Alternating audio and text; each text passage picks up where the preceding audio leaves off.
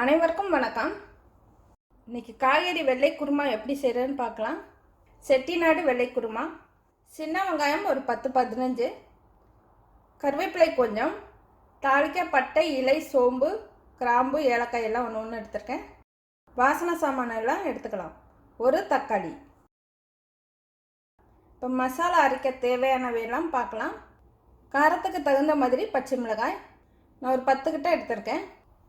ஒரு 6 பல் பூண்டு, ஒரு சின்ன துண்டு இஞ்சி, முந்திரி பருப்பு ஒரு 10 ரொம்ப அதிகமாக சேர்த்துடக்கூடாது, குருமா நல்லா இருக்காது.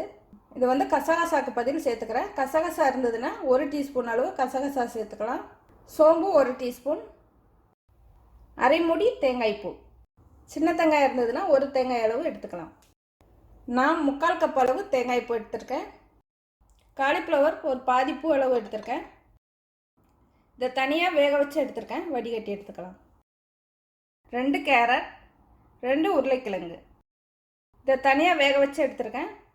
தோல் உரித்து கட் பண்ணி எடுத்துக்கலாம். பச்சை பட்டாணி வேணும்னா வேக வச்சுட்டு சேர்த்துக்கலாம். முதல்ல மசாலாவுக்கு வதக்கிக்கலாம். கொஞ்சமாக நல்லெண்ணெய், சோம்பு,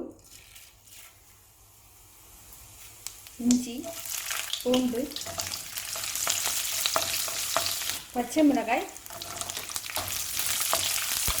ஒரு 4-5 சின்ன வெங்காயம் சேர்த்துக்கிறேன். வெங்காயம் வேணால் சேர்த்துக்கலாம். குருமா நல்லா கெட்டியாக வரும். முந்திரி பருப்பு,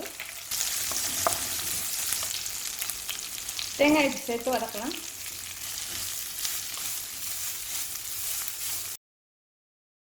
கொஞ்சம் செவக்க வதக்கினோம்னா குருமாவோட நிறம் மாறும். கொஞ்சம் வெள்ளை கலராகவே எடுத்திங்கன்னா குருமாவும் வெள்ளை கலராக வரும். அடுப்பு ஆஃப் பண்ணிடுறேன். நல்லா ஆறினதுக்கப்புறம் மிக்சியில் சேர்த்து நைஸாக அரைச்சி எடுத்துக்கணும்.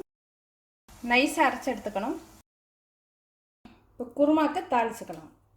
தேவையான அளவு நல்லெண்ணெய், வெண்ணெய், கொஞ்சம் நெய் சேர்த்து வச்சிங்கனாலும் சுவை நல்லாயிருக்கும்.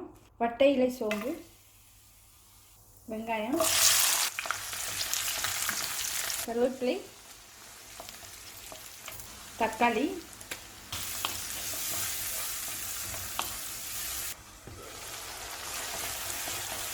தக்காளி நல்லா வதங்கிடுச்சு.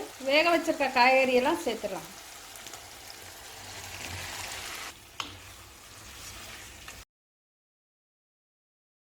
ஒரு அரை நிமிஷம் பரட்டி விடலாம். தேவையான அளவு உப்பு சேர்த்துக்கலாம். தேவையான அளவு தண்ணி சேர்த்துக்கலாம். ஒரு 2.5 டம்ளர் அளவு தண்ணி சேர்த்துருக்கேன். ஒரு கொதிக்க விடலாம். மசாலாலாம் சேர்த்ததுக்கப்புறம் அதோட கெட்டித்தன்மைக்கு தகுந்த மாதிரி தண்ணி சேர்த்துக்கலாம்.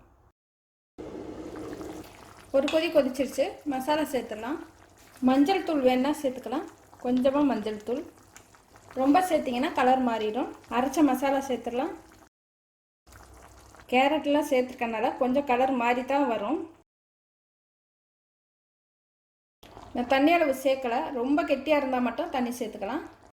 இப்போ மசாலா சேர்கிற அளவு ஒரு 2 நிமிஷம் கொதிக்க வைக்கணும்.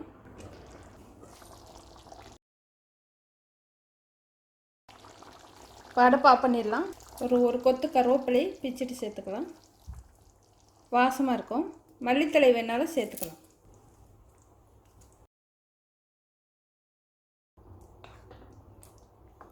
கேரட் சேர்த்துருக்கனால கலர் மாறி தான் தெரியும். காய்கறி வெள்ளை குருமா ரெடி ஆயிடுச்சு. இது சாதத்தில் சேர்த்து சாப்பிட சுவையாக இருக்கும். இட்லி, தோசை, சப்பாத்தி, பூரி, ஆப்பம் கூடவும் சேர்த்து சாப்பிட்லாம்.